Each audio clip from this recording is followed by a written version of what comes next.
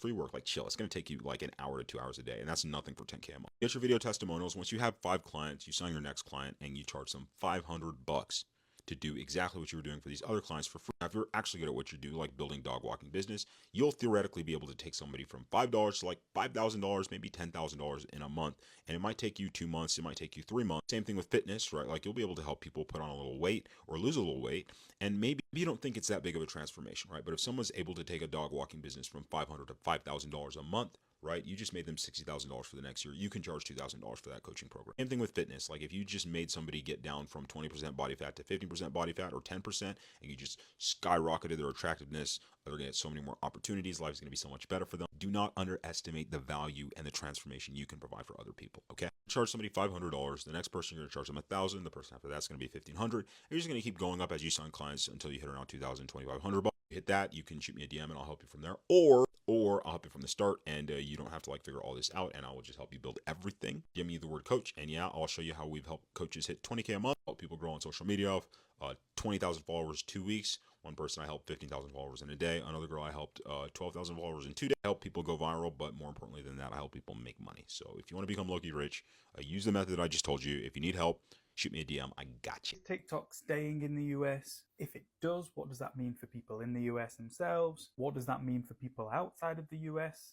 Let's get into it. If you're new here, I'm Cal, big old TikTok nerd who's in the weeds of the algorithm every day. So make sure you drop us a follow for daily TikTok growth content. Now, the most recent development on the TikTok US ban is that Trump signed an executive order which he says has saved the US from having no access to TikTok, where essentially it allows a big bunch of blue chip American investors to buy the US version of TikTok from China themselves. As far as I'm aware, it doesn't look like China's officially agreed to this, but Trump said it's basically a verbal agreement at this point. But what does this all mean? Well, it means American investors will have control over a new version of the app, which will be TikTok US, which has some pretty big implications for everybody on the current app right now. So if you're a US user, if all of this goes through, which will probably take a little while, you'll essentially be forced to download a new app.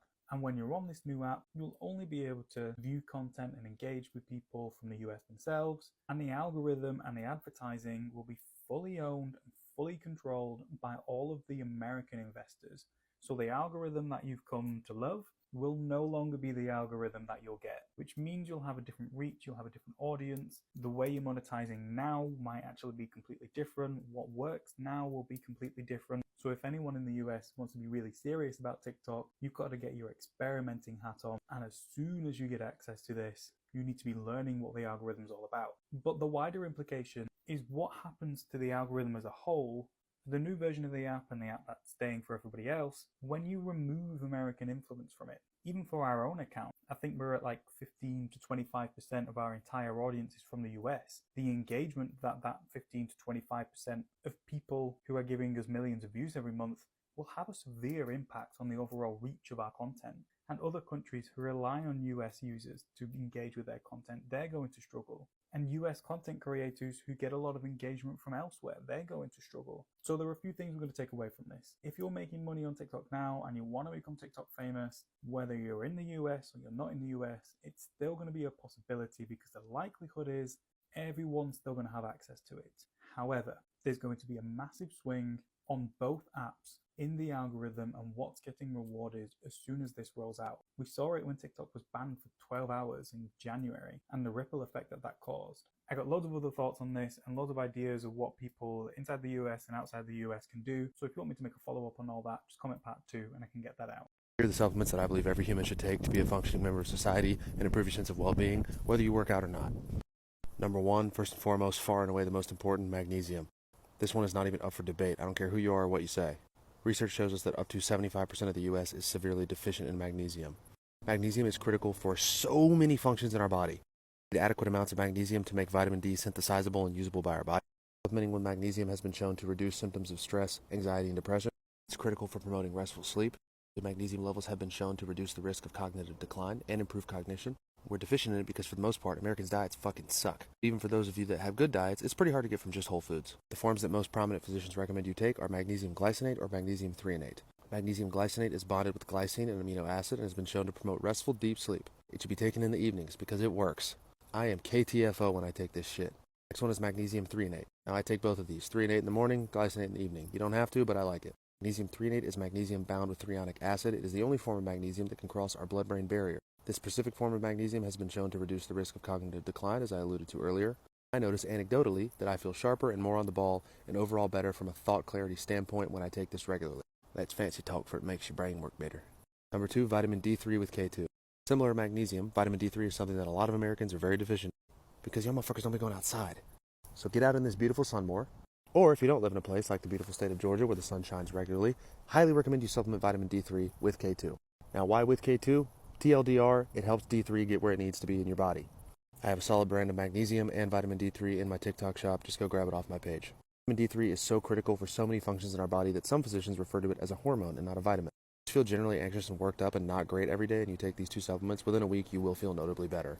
Last one, and this is going to ruffle some feathers, I don't care.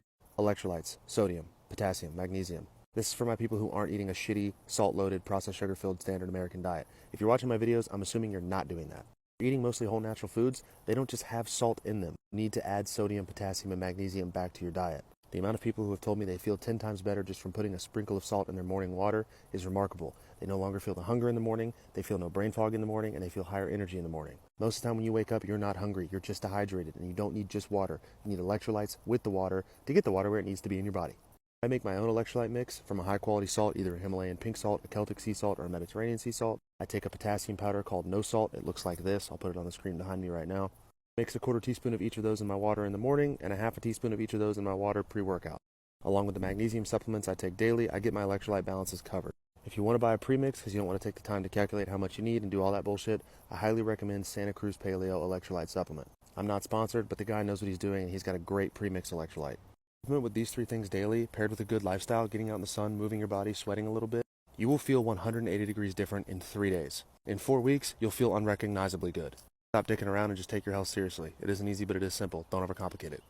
99.9% of content creators on TikTok are stuck at low views because people aren't watching their videos for long enough.